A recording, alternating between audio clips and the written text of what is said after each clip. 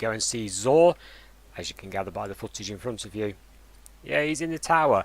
We've had some pretty interesting news this last week on Destiny and where it's going, or shall we say not going for a little bit further. The new season, looking at the notes here, is delayed until November the 10th. Now it was originally going to release on September the 22nd, so we got quite a big delay on that one. The citing because of the obvious problems working from home, but we're going to have to wait a bit longer for the darkness to come. Now if you're new to Destiny, darkness was the original fall of mankind. Okay, so it's what caused the Great Collapse.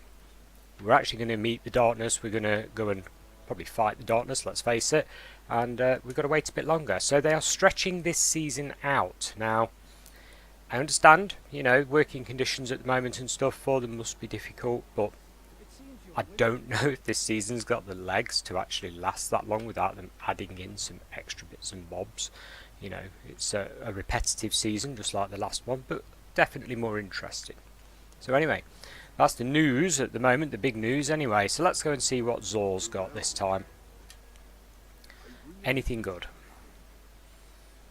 He hasn't had this stuff very often. So Skyburners Oath, he had this probably over a year ago. And it says here, lobs explosive rounds that get stronger and faster while aiming down the sights. Okay, it's a scout rifle, bear in mind, not a grenade launcher. So if we have a quick look at this one.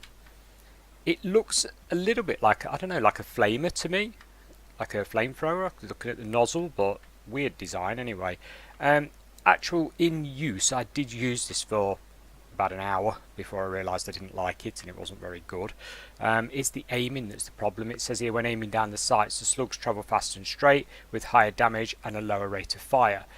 When you're not aiming down the sights, when you hip firing though, the accuracy is like all over the place. So I'm not going to recommend you spend your hard-earned shards on this weapon unless you're completing a collection, and I get the feeling this week's stuff, looking at it, is going to be more about completing collections because a lot of the stuff hasn't been with Zor very often, so yeah.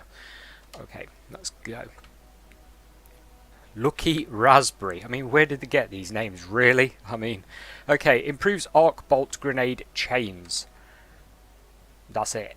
And has a chance to recharge it each time it deals damage. A full charge chain always recharges. It's not a particularly good looking item. It's okay. But there are, literally off the top of my head, I can think of like 3 better exotics that you could put on your hunter than this. So again, purchase to complete a set. Don't buy it because it's good, because it clearly isn't. I mean, supposing you're running a solar or a void hunter, this thing does nothing. So yeah, leave this one, guys. Definitely not good. Get yourself some better hunter exotic than this one. Next up, peacekeepers. Reloads stowed SMGs and allows instant ready. It's a good looking item. I mean, that is a nice Titan leg armor. Look at the pocket there in his thigh. You've seen RoboCop? That's what it reminds me of, RoboCop, where he's got his gun out of his leg pocket there. It was pretty cool. But that's where the coolness ends. I mean, if you're not running a submachine gun on your Titan, this is useless. And it doesn't buff anything. All it does is reload. So you don't get any actual character buffs from this. You're just literally getting a reload. So, sorry, it's just not worth, like, you know, wasting the exotic slot. So we won't be doing that one either, guys. Save your shards again. It's nice looking though. And last of all, Vesper of Radius. Okay, maybe the best of the bunch, if I'm honest. Riffs release an arc shockwave when cast. Rift energy recharges faster when you are surrounded by enemies. If you've watched any of these in the past, over the past weeks, months, years, etc., you will know I like Rifts on a Warlock. But there are better Rift buffs available from exotics than this one. So an arc shockwave is cast basically when you're surrounded by enemies. So, you know, when they're all running at you and you're absolutely knee deep in it, it can get you out of trouble. But if you're running a Rift, you're probably going to run sort of like the team medic.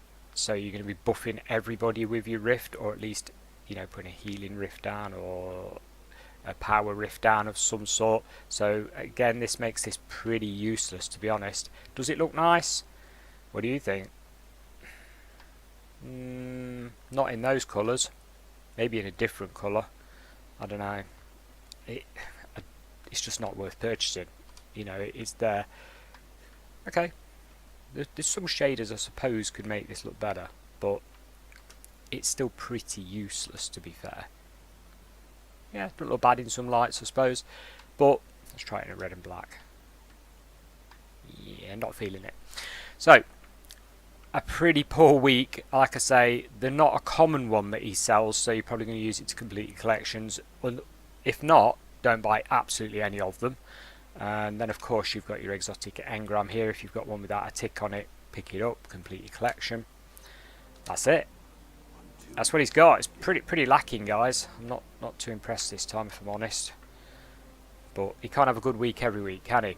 I'll catch you guys at the same time next week, wherever Zora is located. Thank you very much for watching. Catch you again soon. Bye for now.